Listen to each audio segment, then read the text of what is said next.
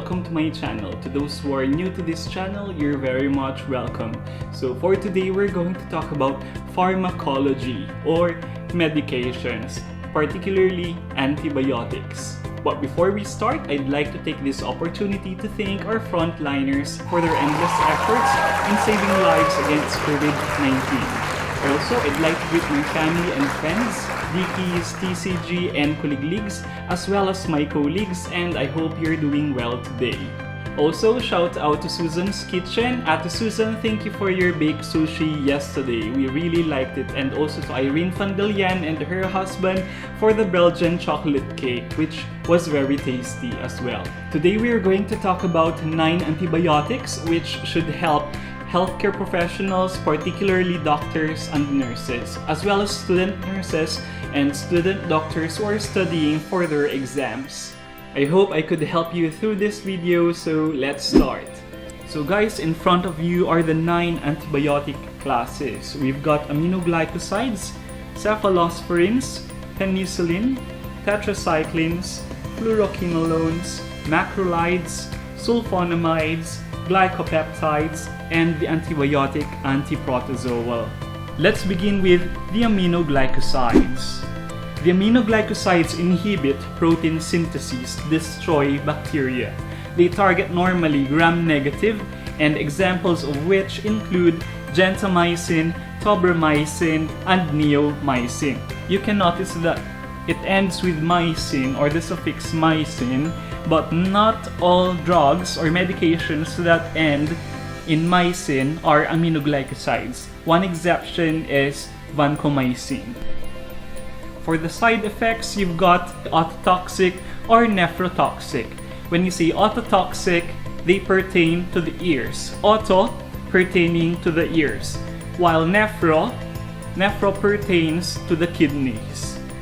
Going to the ototoxic side effects, you've got vertigo or loss of balance, ataxia or inability to move, and tinnitus or ringing in the ears.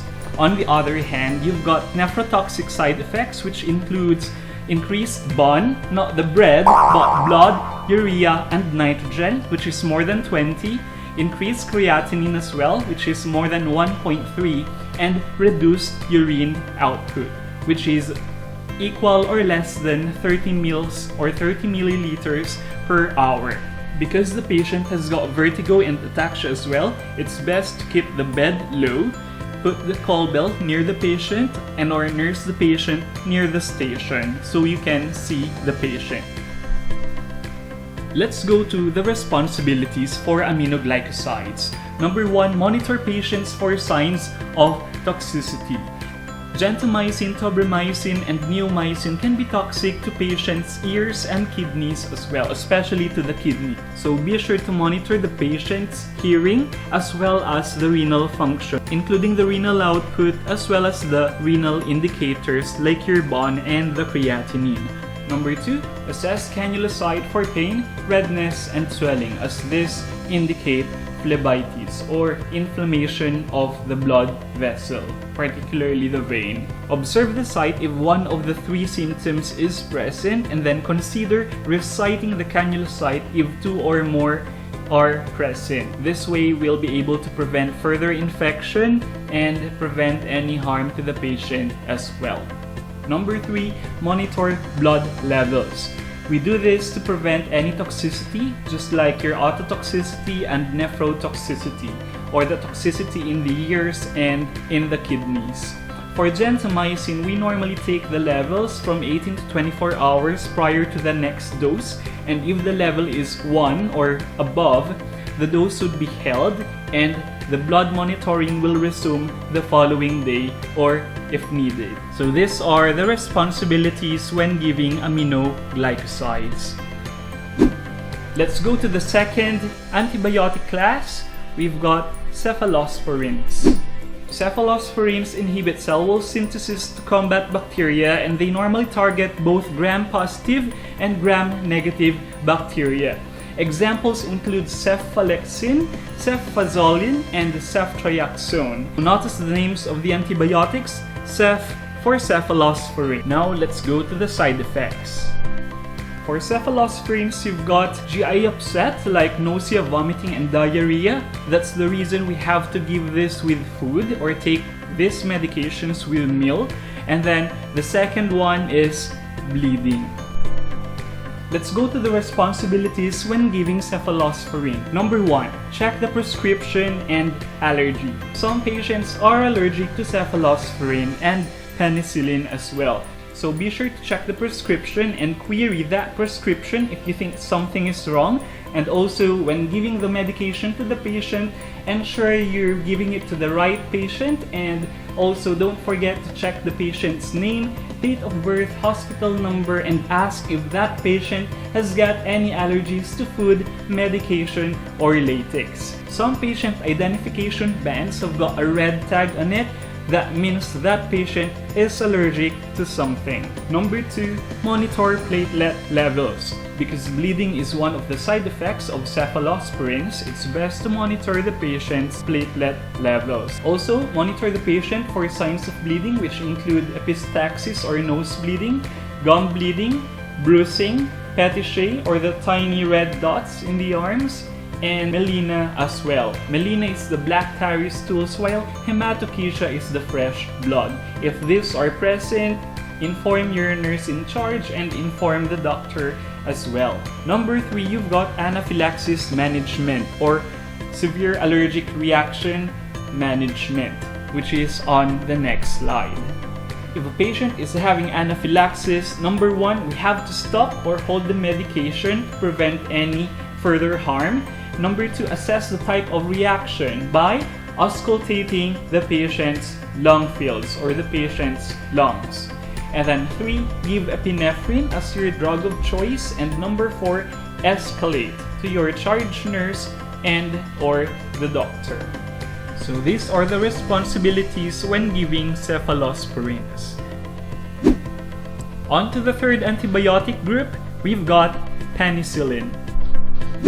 Penicillin prevents cell wall synthesis or inhibits cell wall synthesis to fight bacteria. They target both gram-positive and gram-negative bacteria. Examples include your amoxicillin, benzylpenicillin, and pyrazillin tazobactam or your tazocine. You can easily identify penicillin because most of them end with -cillin. Moving forward to the penicillin side effects, same with the cephalosporins, you've got GI upset and bleeding, which include nausea, vomiting, and diarrhea. And for the responsibilities, basically, we've got the same management or responsibilities as cephalosporins, which include checking the prescription and the patient allergy, monitoring for bleeding and platelet levels, managing allergic reactions, and we've got an additional health education, which is advising patient to use additional contraception such as an intrauterine device, because medications like penicillin can reduce the efficacy or efficiency of oral contraceptives. Also note that penicillin can be safe to pregnant and breastfeeding women. We've got the fourth group of antibiotics, tetracyclines. Tetracyclines fight bacteria by inhibiting formation or synthesis of protein. They attack or target both gram-positive and gram-negative bacteria, and doxycycline is one of the examples or one of the common tetracyclines given to patients. As for the side effects, you've got photosensitivity or sensitivity to light, as well as discoloration of the teeth.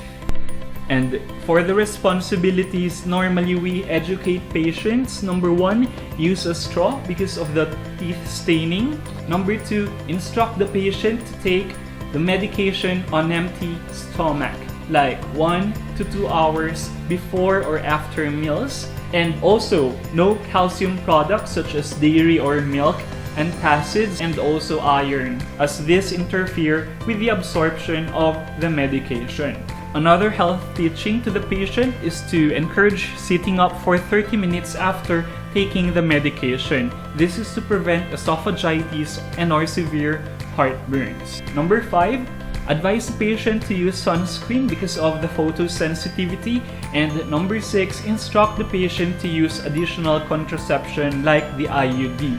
So similar to the penicillin, the reason for instructing this is that tetracyclines can also reduce the effectiveness of oral contraception. And number 7, take note that tetracyclines are not safe for pregnant and breastfeeding women.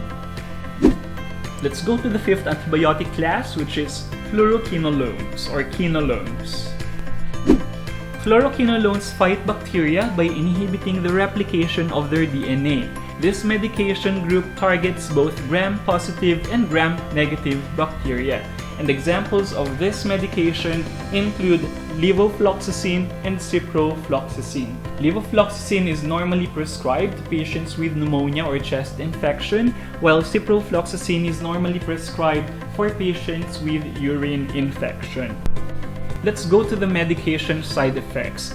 Just like your tetracyclines, quinolones have the following side effects: sensitivity to light or photosensitivity, muscle aches or pain, and a notable side effect is Achilles tendon rupture. This side effect normally appears in examinations like the NCLEX.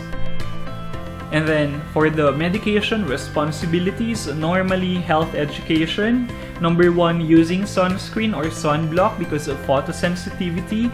Number 2, reporting new muscle pain. And number 3, this one is very important, fluoroquinolones are contraindicated to people with tendonitis because remember, one of the side effects include Achilles tendon rupture. We've got the 6th class of antibiotics, macrolides. Macrolides fight or combat bacteria by inhibiting protein synthesis, and they attack gram-positive bacteria. Common examples include azithromycin and erythromycin. So I've highlighted the ending suffix for this medication, thromycin. So don't confuse azithromycin or don't confuse macrolides with your aminoglycosides. Macrolide side effects include prolonged QT intervals in your electrocardiogram or ECG, and number 2, you've got hepatotoxicity. Hepato, which pertains to the liver. So we've got jaundice, which is yellowish discoloration of the skin or the sclera, as well as elevated enzymes like the ALT and the AST. So responsibilities when giving macrolides: number 1, do ECGs because of prolonged QT intervals. Thromycin, throw intervals or prolonged intervals. They prolong the trace or they prolong the interval.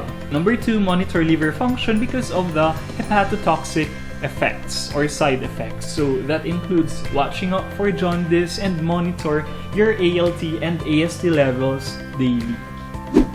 The next antibiotic group, we've got sulfonamides.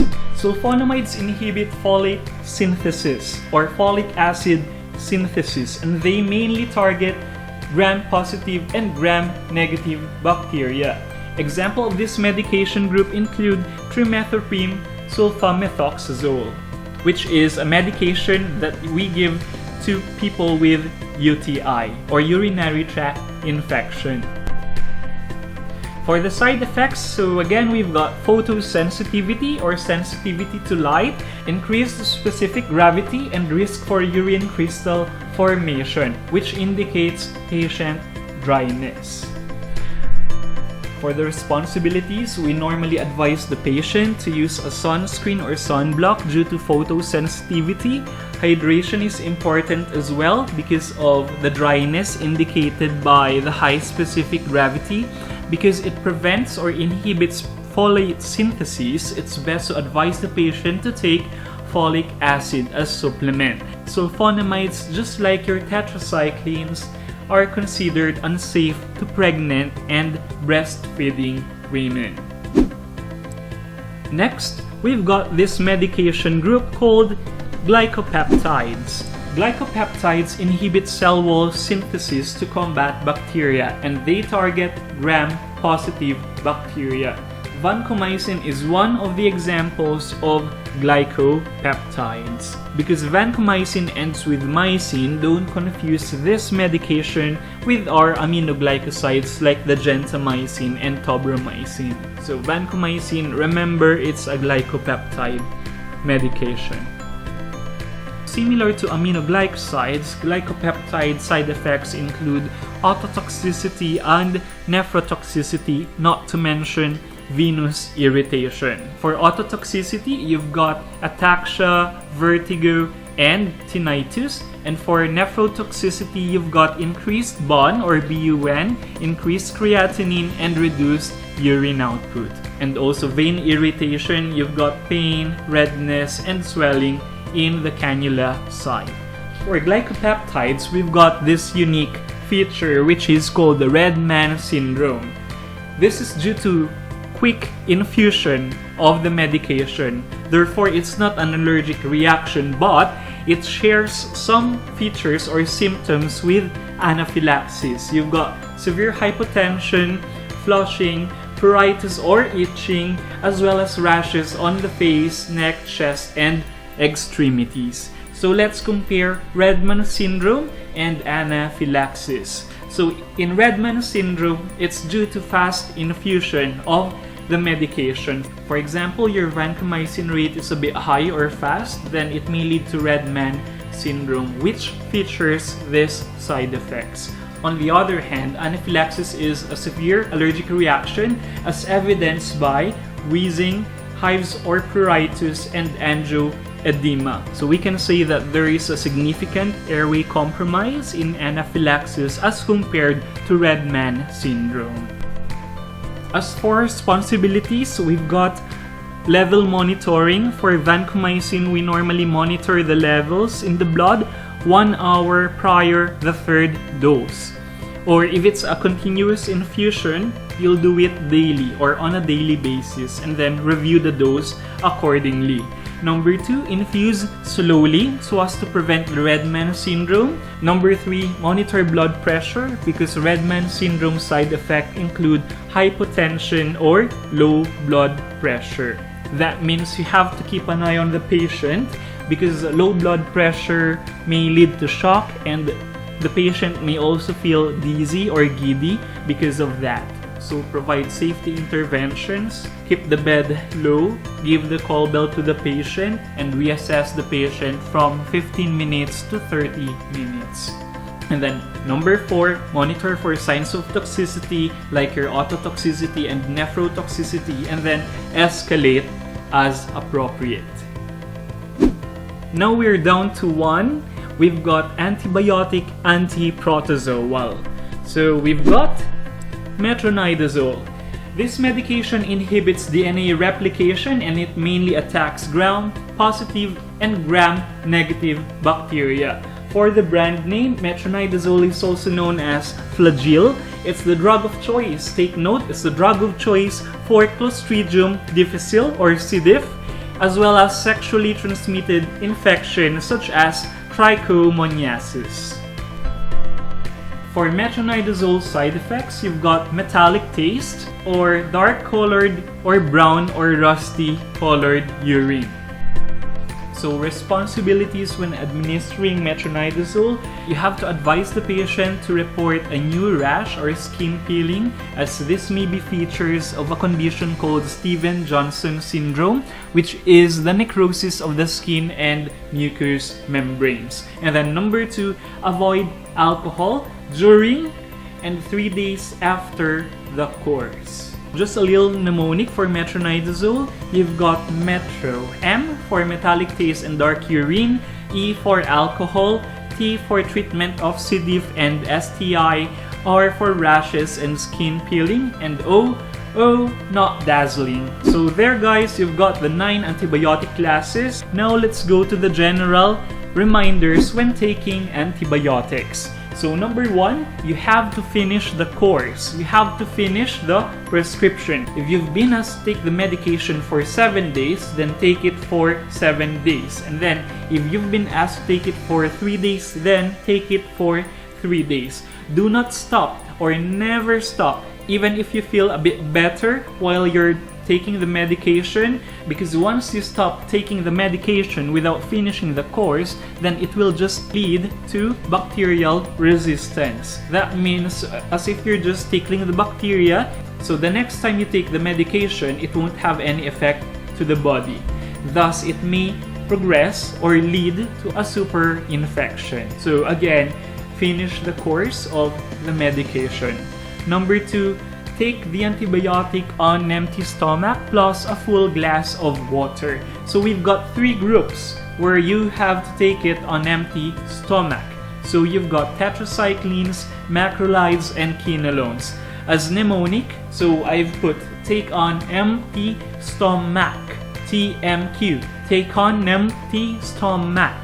Okay, T for tetracycline, M for macrolides, and Q for your quinolones. Number 3, you have photosensitivity. Another way to remember, photosensitivity. So highlighting the letters F, T, and S. Sorry, I have to misspell photo for memory purposes. So F stands for fluoroquinolones, you have T for tetracycline, and sensitivity for sulfonamides. And then on to the next page, we've got oral contraceptives ineffective, primarily with penicillin and tetracyclines. Remember that contraceptives start with letter C, so remember penicillin, silin, and cycline for tetracycline. So triple C. Contraceptives are ineffective with silins and cyclines. Alright, and then number 5, monitor for signs of toxicity, especially which medication groups or antibiotic groups. Number 1, aminoglycosides, that's your gentamicin, tobramycin, and neomycin. And number 2, the other group is the glycopeptides or your vancomycin. And again, what are the 2 signs of toxicity for those medications? You've got ototoxicity and nephrotoxicity. Ototoxicity, you've got ataxia, tinnitus, and vertigo. And for nephrotoxicity, you've got increased BUN, increased creatinine, and reduced urine output. Okay? So guys, thank you very much. I hope this helps you with your examinations or with your current practice as well. So guys, to help you remember the antibiotics, here's a slide that shows them in a nutshell. You've got your antibiotic groups, their modes of action, their target bacteria, and some examples. So guys, this concludes our video. Thank you very much for watching. If you like the content of this video, don't forget to click the like button and to subscribe as well. Don't forget to hit the bell icon so you can see my videos in the future as well. For now guys, thank you very much and see you later. Bye!